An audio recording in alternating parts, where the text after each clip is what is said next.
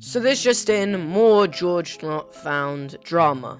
If you didn't know, just yesterday I covered the fact that GeorgeNotFound was accused of being a sexual assaulter on a girl named Katie Bugs. She came out with her own statement claiming that GeorgeNotFound had sexually abused her when she was 8 years younger than him and while she was drunk. Now in that video I covered the fact that George said he would be making another statement, a response, and today I'm gonna talk about it. Now the clip's 4 minutes long and I can't show you this all, but I'm explaining it. So she claimed at the time she was 18 and drunk, and GeorgeNotFound first covered her age problem. He mentioned that everyone at the party they met at was wearing 21 plus wristbands, bracelets, so he just assumed that she was over 21 and therefore much closer to his age than 18 would be. He also explained how he didn't check her Instagram bio and therefore wouldn't really know her actual age, and claims that she was misinforming people when she stated that George would have known her age just because she had it in an Instagram bio. He then covered the fact that they were going to a hotel with them, that up to that point it was consensual and they in fact offered to do a drinking game. He stated that after this drinking game, everyone was drunk, and that VidCon is a pretty stressful event, and that they were kind of celebrating the fact that they got it over with. As he said, not to say it's bad, but just that it's stressful. He then explains how Katie Bugs sat next to him, and that it was clear she wasn't uncomfortable, and that they were in fact cuddling together in the room with everybody else. He then states, into the nitty-gritty, he had his hand around her waist, above her clothes. He then states that the picture she was painting is that it was very dark, that this was a very uncomfortable moment, her stating that she resorted to playing games on her phone. But George states that, GeorgeNotFound, states that it was in fact a comfortable, happy, generally friendly and cheerful moment that wasn't really grim and dark like she painted it out to be. She claimed that she'd answered a question about her age in a drinking game, so George would know that she was 18.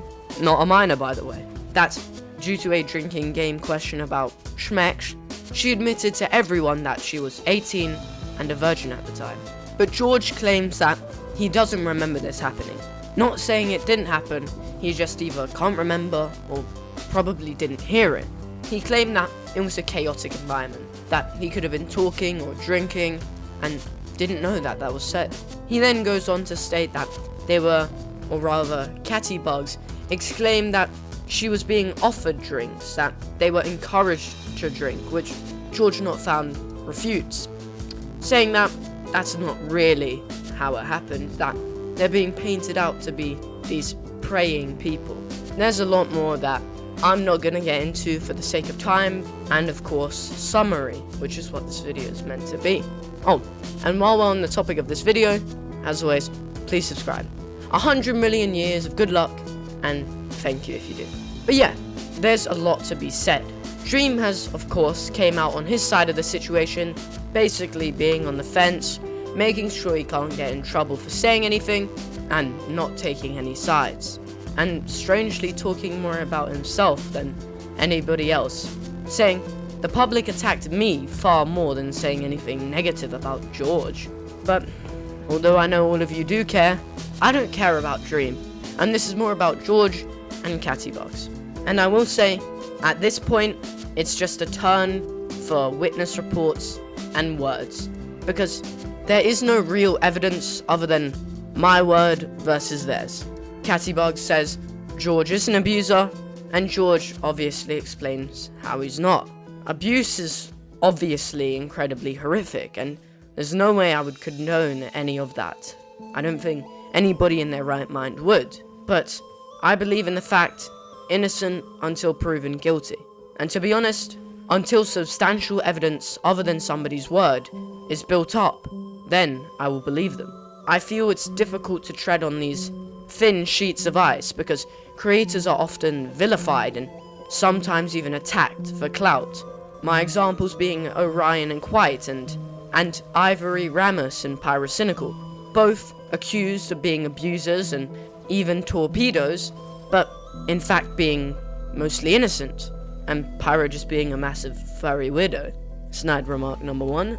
But yeah, both these creators were accused and ended up being mostly innocent. So keeping these examples in mind, although it may seem horrific and sound horrible, don't put me on a cross yet. I just believe I would have some speculation before coming to any conclusions. Abuse is obviously horrible, and those who do it should be condemned, as they should.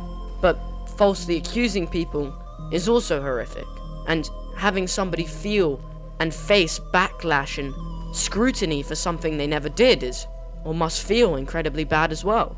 And it's something that usually goes unnoticed and unpunished.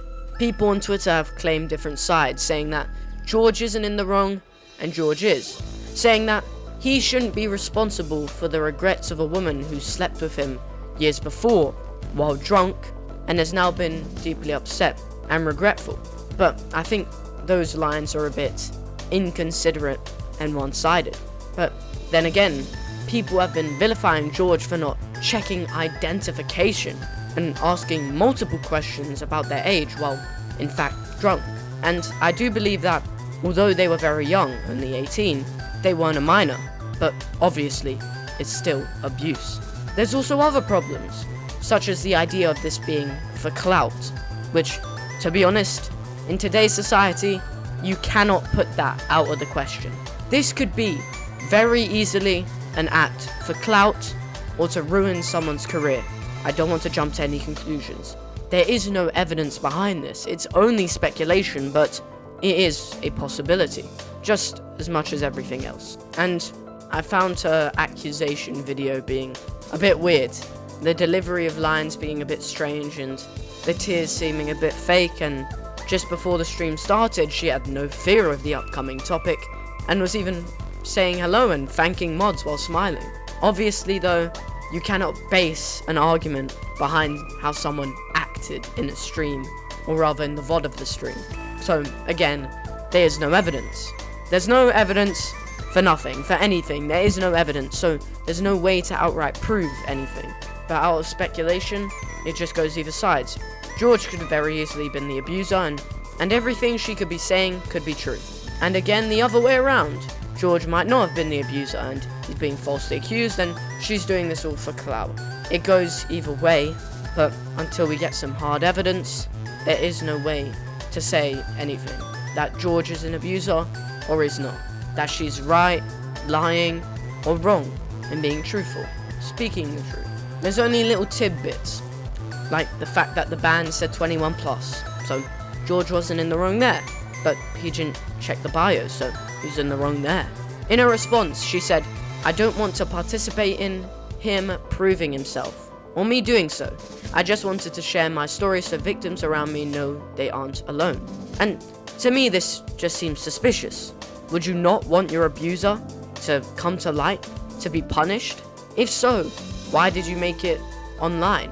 Why did you make it a public matter? Oh, right, to share with your victims. Again, it just goes back and forth.